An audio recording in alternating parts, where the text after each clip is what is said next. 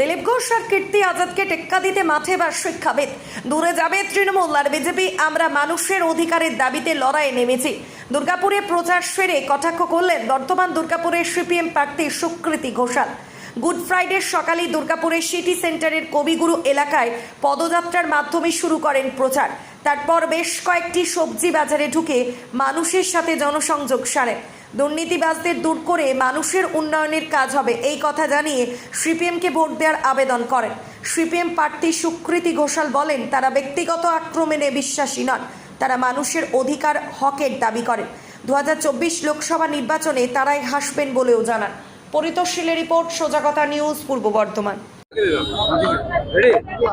দুর্গাপুরে প্রথম প্রচার, এই প্রচারের মাধ্যমে কিভাবে প্রচার শুরু করছেন আপনি? আমাদের বামপন্থীদের যেভাবে প্রচার হয়, মানুষের সঙ্গে মানুষকে নিয়ে পথে হাঁটা, মানুষের সঙ্গে যোগাযোগ করা এবং দুর্গাপুর শিল্পাঞ্চলের মানুষের পাশে যে বামপন্থীরা রয়েছে সেই বার্তা মানুষের কাছে পৌঁছে দেওয়ার জন্য। কারণ এখানকার মানুষ, তাদের অনেক সমস্যা আছে। শিল্পের যে এখানকে টাউনশিপের যে শিল্প তালুকগুলোকে নষ্ট করে দেওয়া, তারপরে যে বেসরকারিকরণের অনেক যে প্রচেষ্টা, কিছু কলকারখানা বন্ধ হয়ে গেছে। এই সরকারি নীতি হচ্ছে জনবিরোধী নীতি। সেই নীতিকে যাতে পাল্টানো যায় তার জন্য সংগ্রাম করা, তার জন্য আন্দোলন করা, তার জন্য পার্লামেন্টে আইনসভাতে বামপন্থীদের যে বিকল্প কর্মসূচি সেটা রূপায়ণের জন্য আন্তরিকভাবে সরব হওয়া, এই বার্তাকে নিয়ে, এই উদ্দেশ্য নিয়ে আজকে এখানে পথ হাঁটা মানুষের সাথে। এদিকে বিজেপি প্রার্থীও ব্যক্তিগত আক্রমণ করছেন আর তৃণমূলের প্রার্থীও ব্যক্তিগত আক্রমণ করছেন, তার মাঝে আপনারা কিভাবে প্রচার করছেন? ব্যক্তিগত আক্রমণেতে আমরা বিশ্বাস করি না। ব্যক্তির থেকে দল বলো, দল এবং হচ্ছে সমাজ, সমষ্টি। দল মানে সমষ্টি, সমষ্টিকে যে সংগঠিত করার জন্য দল। আমরা ব্যক্তি, কারণ আমি যে এখানে দাঁড়িয়েছি আমি নিজেই জানতাম না, কারণ আমার দল আমাকে দায়িত্ব দিয়েছে। আমি দলের একজন সামান্য কর্মী ছিলাম। দল মনে করেছে, তার দল বিবেচনা করেছেন, দল আমাকে দায়িত্ব দিয়েছে। আমাদের কমরেডরা রয়েছেন, তারাই নিয়ত সর্বদা। আমি আজকে এখানেতে এই সবে মাত্র পা দিলাম, কিন্তু এখানে আপনি এত ব্যাপক মানুষের যে সংগঠিত হয়ে তারা পথে নেমেছেন দেখতে পাচ্ছেন। তার মানে এই সংগঠন না থাকলে এটা সম্ভব হতো না।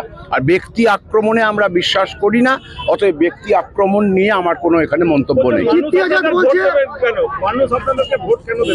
মানুষ নিজের অভিজ্ঞতায় বুঝে নিয়েছে যে অন্যদেরকে কেন ভোট দেওয়া চলবে না, অন্যদেরকে ভোট দিলে তাদের কি ক্ষতি, মানুষ এটা নিজের অভিজ্ঞতায় বুঝতে পারছেন বলে মানুষ আমাদের ভোট দেবেন। একদিকে কীর্তি আজাদ বলছে যে নো বলে ছক্কা মারতে এসেছি, দিলীপ ঘোষ বলছে যে দুর্বল এলাকা বলে আমাকে পাঠানো হয়েছে, আপনি কি বলবেন?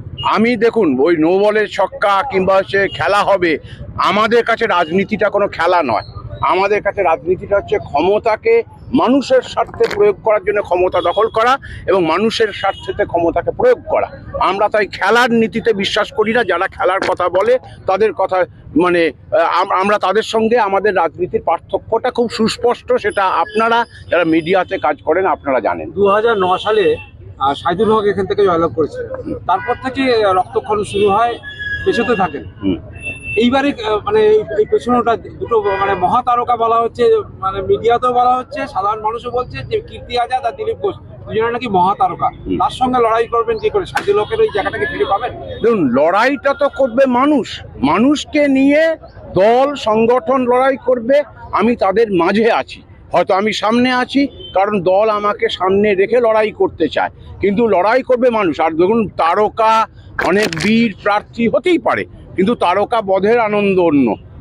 পরিচিত ওরা পরিচিত মুখ ছিল, আর আপনি বর্ধমানে যতটা পরিচিত, দুর্গাপুরে অতটা পরিচিত নন। দেখুন, কোনো কাজেতে যখন কাউকে নামানো হয়, প্রথমে সে কাজটা করতে শেখে, প্রথম সে আনকোড়াই থাকে। পরিচিত মুখ যেমন, তার পরিচিত মুখের তেমনি আপনার মনে রাখতে হবে কাউকে না কাউকে প্রথম দিন থেকেই শুরু করতে হয়।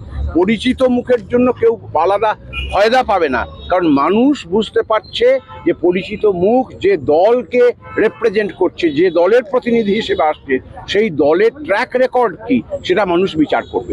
দুজনেই কিন্তু আগেই সাংসদ ছিল, আর এবারে আপনি প্রথম প্রতিনিধিত্ব করছেন। আপনি কতটা আশাবাদী যে এখানে কি ফল হতে পারে? অবশ্যই আশাবাদী। আর এটা তো শিল্প তালুক, বামপন্থীরা কি লড়াই করে? শ্রমিক এবং কৃষকের ঐক্য নিয়ে লড়াই করে। শিল্প তালুকের শ্রমিকরা তাদের তো রক্ত দিয়ে এই জমি তৈরি করেছে।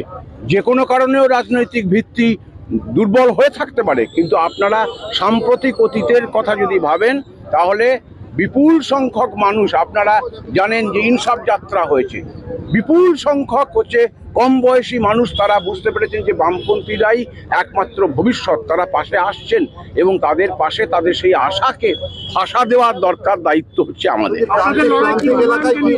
আমাদের লড়াই উন্নয়নকে নিয়ে, আমাদের লড়াই দুর্নীতির বিরুদ্ধে, আমাদের লড়াই হচ্ছে মানুষের স্বার্থে ক্ষমতাকে প্রয়োগ করা। পার্লামেন্ট হচ্ছে আইনসভা, দেশের সম্পদ থাকবে না, দেশের সম্পদ মানে নির্দিষ্ট কয়েকটি শিল্পপতির হাতেতে তুলে দেওয়া হবে, এই সমস্ত আইন রচিত হচ্ছে পার্লামেন্টেতে। সেই আইনের যাতে মানুষের স্বার্থে, আপনারা বামপন্থীরা যখন পার্লামেন্টেতে একটা নির্ণায়ক ভূমিকা ছিল, তখন 100 দিনের কাজ গরিব মানুষের গ্রামের তাদের জন্য নীতি তৈরি ছিল। আমরা দাবি করব 100 দিনের কাজকে 200 দিনের করা। আমরা দাবি করব যে সমস্ত কারখানা বেসরকারিকরণের উদ্যোগ নিয়েছে সেই ইতিহাসটাকে আবার পাল্টানোর চেষ্টা করব। সেইগুলোই আছে আমাদের। শ্রমিকদের নিরাপত্তা যাতে বাড়ে, শ্রমিকদের যে আগে দেখুন খুব চুপিসারে শ্রমিকদের মানে যে কত ঘন্টা কাজ করতে হচ্ছে সেটা বাড়িয়ে দেওয়া হচ্ছে, সেটা নয়, যে মানে শ্রমিকদের স্বার্থ নিয়ে লড়াই করাটা, সে লড়াই বামপন্থীরা আছে পথে।